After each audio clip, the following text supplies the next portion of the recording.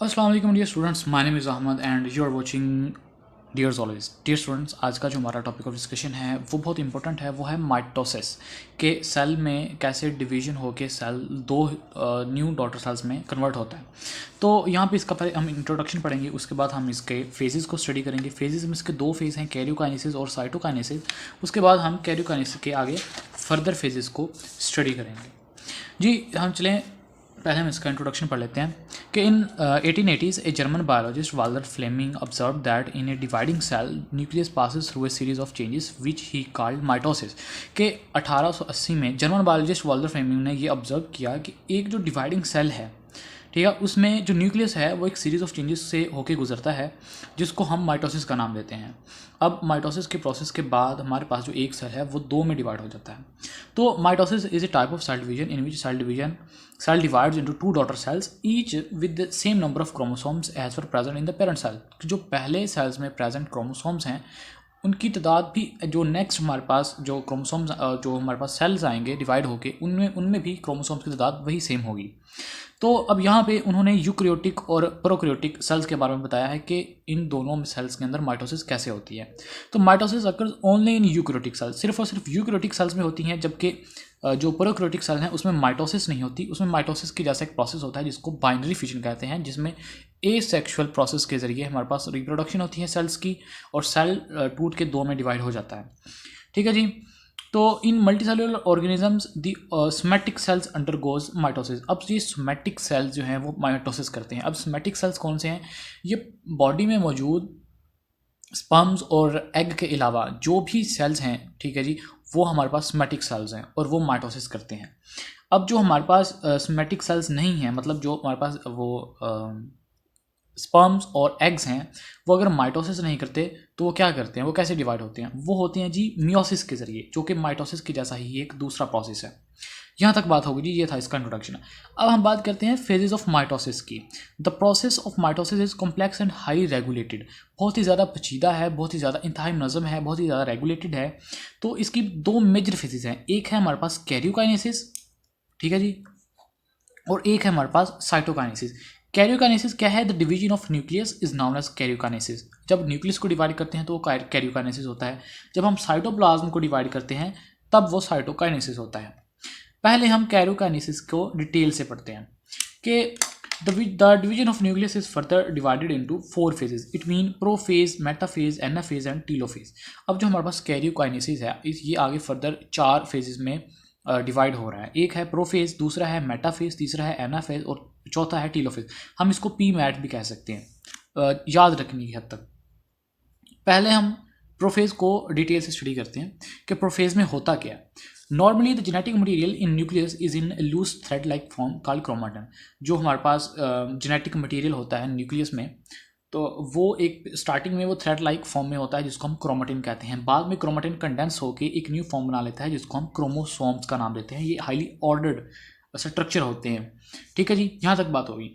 अब है जी, since the genetic material has already been duplicated earlier in S phase. यहाँ पे हमने जो एस फेज पढ़ा था सेल साइकिल के अंदर, जहाँ पे क्रोमोसोम्स की तादाद, जो क्रोमोसोम्स हैं वो डुप्लीकेट हो रहे होते हैं, वहाँ पे ये ऑलरेडी डुप्लीकेट हो चुके हैं फर्दर आगे सेल्स के लिए। तो अब यहाँ पे क्या होगा कि ये सेंट्रोमेयर के साथ जुड़ जाते हैं। Since the genetic material has already been duplicated early in S phase, each chromosome is made up of two sister chromatids। दो सिस्टर क्रोमाटिड मिलके एक क्रोमोसोम को बनाएंगे, जैसा कि ये है, ये एक और ये एक क्रोमाटिड है और एक तरह का एक और क्रोमाटिड आएगा और दो क्रोमाटिड मिलके एक क्रोमोसोम बना लेंगे। Each chromosome also has kinetochore at centromere. अब हर एक क्रोमोसोम के ऊपर एक काइनेटोकोर भी होती है सेंट्रोमियर के ऊपर। Kinetochore is a complex protein structure that is the point where spindle fibres attach. अब मैं आपको डायग्राम से समझा देता हूँ। देखिए जी, ये हमारे पास एक क्रोमोसोम है जिसको हम क्रोमाटिड का नाम देते हैं। ठीक है जी। जब ये दो मिल जाएंगे तो ये एक क्रोमोसोम बन जाएगा। ये भी क्रोमोसोम है, ये इसका शॉर्ट आर्म है, ये इसका लॉन्ग आर्म है। ये इस दरमियान में जो ये अटैच है, अटैचिंग पॉइंट है, ये है हमारे पास सेंट्रोमियर। ठीक है जी, ये हमारे पास है जी सेंट्रोमियर। अब यहाँ पर जहाँ पर ये अटैच होते हैं, यहाँ पे इसके ऊपर एक कोटिंग होती है काइनेटोकोर प्रोटीन की।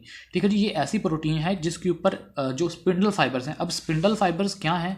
स्पिंडल फाइबर्स यहाँ पे बने होते हैं जो कि क्रोमोसोम्स को आपस में अटैच पकड़ के रखते हैं, उनको अटैच करते हैं। अब जो ये हमारे पास क्रोमोसोम है और ये हमारे पास स्पिंडल फाइबर्स हैं, ठीक है जी। अब ये जो स्पिंडल फाइबर्स हैं ये यहाँ पे काइनेटोकोर के ऊपर आकर लगेंगे और इनको अलग अलग करके ऑपोजिट पोल्स पे लेके जाएंगे जब सेल की डिवीजन होगी, ठीक है जी। फिलहाल के लिए ये समझ लें कि हमारे पास क्रोमोसोम है, उसके ऊपर काइनेटोकोर की एक प्रोटीन लेयर है जहाँ पे आके स्पिंडल फाइबर्स ने अटैच होना है जी। अब बात कर लेते हैं सेंट्रियोल्स के बारे में। यहाँ पे सेंट्रियोल्स का हवाला दिया गया है कि there are 2 centrioles collectively called a centrosome close to nucleus, recall from chapter number 4 figure 4.19 कि यहाँ पे सेल के अंदर 2 सेंट्रियोल्स होते हैं जो कि आगे फर्दर जाके जब डिवाइड होते हैं तो उनके बाद उनके जो 2 डॉटर सेंट्रोसोम्स हैं वो बन जाते हैं। अब वो centrosomes are migrate to opposite pole of the cell. अब जो न्यू हमारे पास सेंट्रोसोम्स बने हैं वो ऑपोजिट पोल पे चले जाएंगे, सेल के दूसरी तरफ चले जाएंगे।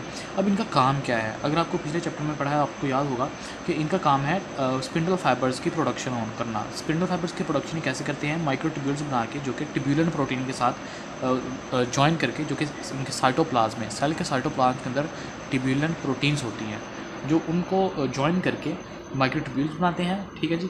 उसके बाद ये स्पिंडल फाइबर्स की फॉर्मेशन करते हैं। तो complete set of spindle fibre is known as mitotic spindle. उसको हम माइटोटिक स्पिंडल का नाम देते हैं। अगर ये माइटोसिस में स्पिंडल फाइबर्स हैं तो उनको हम माइटोटिक स्पिंडल का नाम देंगे। By this time nucleolus and nuclear envelope have degraded and spindle fibres have invaded the central space. और उसके बाद जो है न्यूक्लियर इन्वेल्प जो है वो उसको डिग्रेड किया जाता है, ठीक है जी। अब ये तो होगी एनिमल सेल के बारे में। ये है प्लांट सेल के बारे में। प्लांट सेल जो है हाईली वैक्यूलेटेड प्लांट सेल्स होते हैं। Nucleus has to migrate the centre of a cell before prophase.